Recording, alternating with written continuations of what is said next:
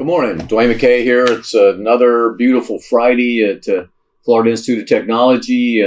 Very encouraged by the fact that although COVID hasn't disappeared yet, it's certainly on its way out in many instances with regard to our campus, with regard to the county, even the state of Florida.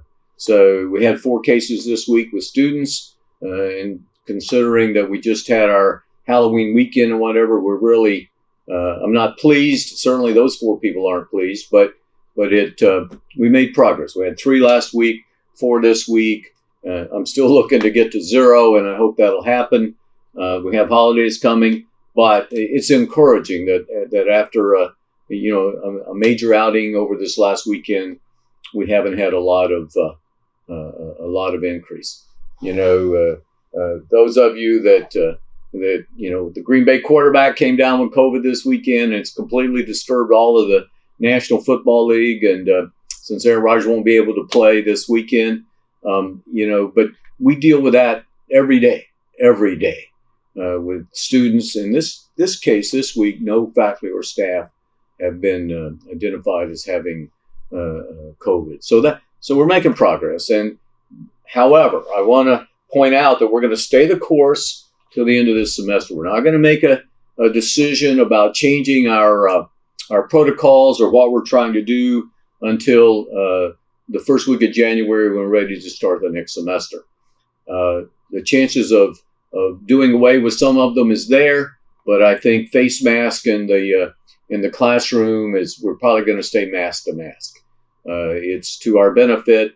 I think that will, we really don't have any cases of identified where people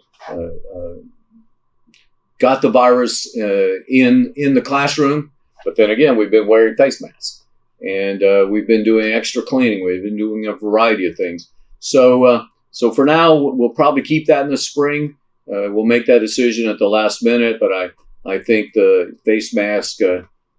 Also, we're dealing with the vaccine mandate that was put out by the federal government. We're trying our best to do what's best for our faculty, staff, and students. And vaccination is an issue across the country, and believe me, it's an issue that I deal with daily with regard to thoughts about what's happening. So we're satisfied with that. We are going to have a in-person commencement. That's the plan.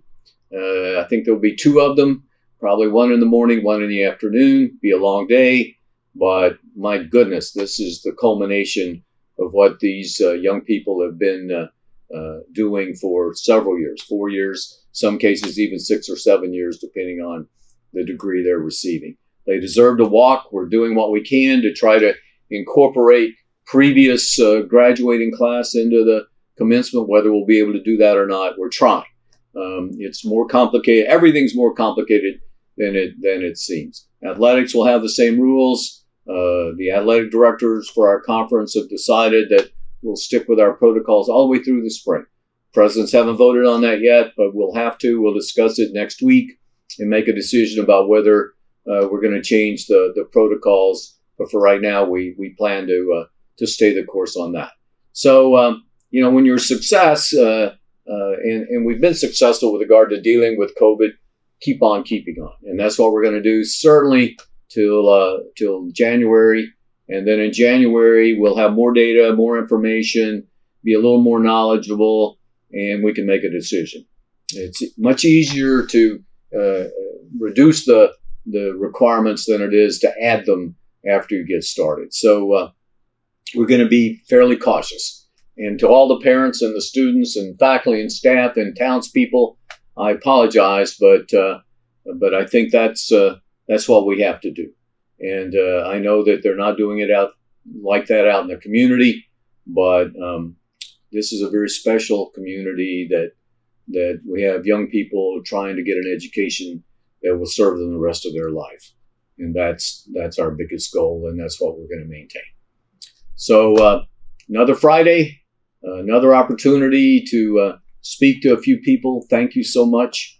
I hope you don't get too tired of listening to me, but COVID has been this pandemic has been quite an ordeal, no doubt about that. Hope everyone has a great weekend. start gearing up for finals and doing the things that universities do. And thank you very much.